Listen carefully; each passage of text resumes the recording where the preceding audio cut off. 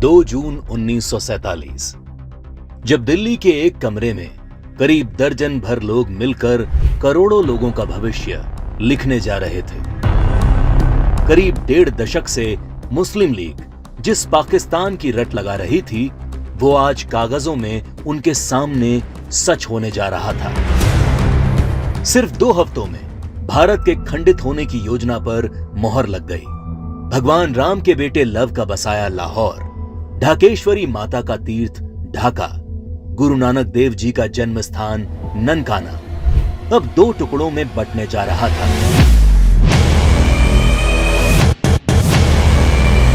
और अगर कोई इस विभाजन की योजना से अनभिज्ञ था तो वो थी भारत की मासूम और निर्दोष जनता, जिस पर यह विभाजन कहर बनकर टूटने वाला था। 1947 को अंग्रेजों द्वारा किया विभाजन देश का पहला विभाजन नहीं था। अंग्रेज इससे पहले 1905 में भी बंगाल का विभाजन कर चुके थे, लेकिन उस विभाजन का पहले बंगाल में और फिर पूरे देश में इतना मुखर विरोध हुआ कि अंग्रेजों को 1911 में अपना फैसला वापस लेना पड़ा था। विभाजन का जो काम अंग्रेज 1905 में नहीं कर पाए, वो 1947 में करने में कैसे सफल हो गए?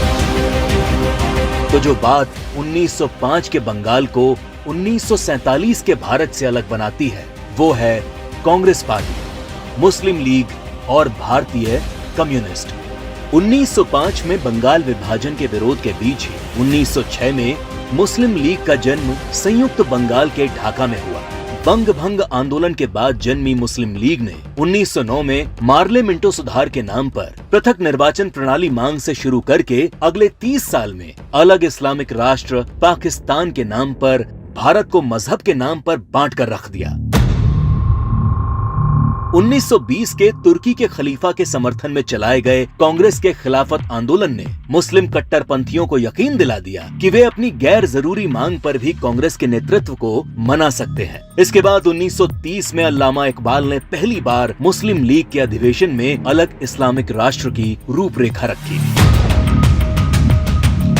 इकबाल की कल्पना के इस अलग इस्लामिक देश के लिए पाकिस्तान नाम सबसे पहले चौधरी रहमत अली ने प्रयोग किया। जब 1933 के तीसरे गोलमेज सम्मेलन में चौधरी रहमत अली ने पाकिस्तान अभी नहीं तो कभी नहीं नाम के पर्चे बांटे और करीब 7 साल बाद 1940 में लाहौर अधिवेशन में मुस्लिम लीग ने पहली बार पाकिस्तान नाम के अलग इस्लामिक देश का प्रस्ताव पास किया और 1947 में 10 लाख लोगों की लाश पर चढ़कर एक अलग इस्लामिक देश बना लिया।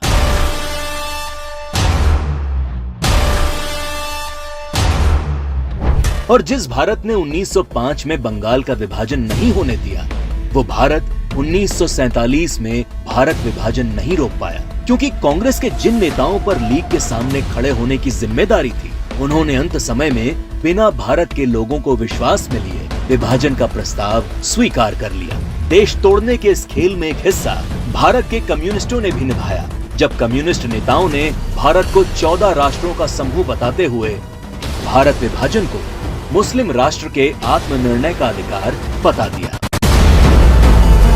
साल 1945 में अग्रणी कम्युनिस्ट सिद्धांतकार कॉमरेड जी अधिकारी ने मुस्लिम लीग की मांग को न्याय संगत बताते हुए एक थीसिस दी।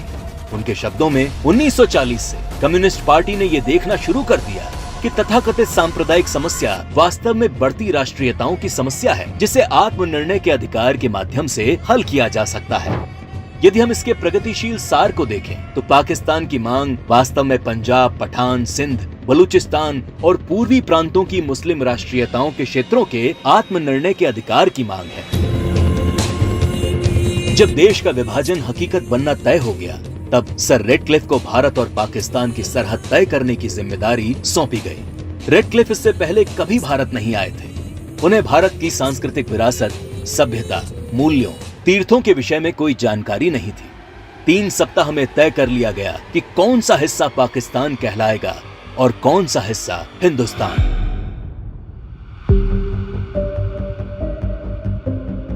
सदियों से एक जैसे इतिहास, भाषा, बोली, खान पान लिए रह रहे लोग, गांव और शहर रातों रात 2 देश बन गए।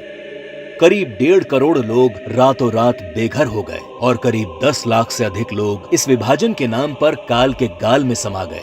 ये विभाजन जिसने आगे चलकर पूर्वी पाकिस्तान में एक नए नरसंहार को जन्म दिया। शहर के शहर रातों रात खंडर में बदल गए। शहर दर शहर दंगे और आगजनी शुरू हो गई। वो लोग जो हवेलियों में रहते थे वो अब रातों रात रिफ्यूजी बन चुके थे।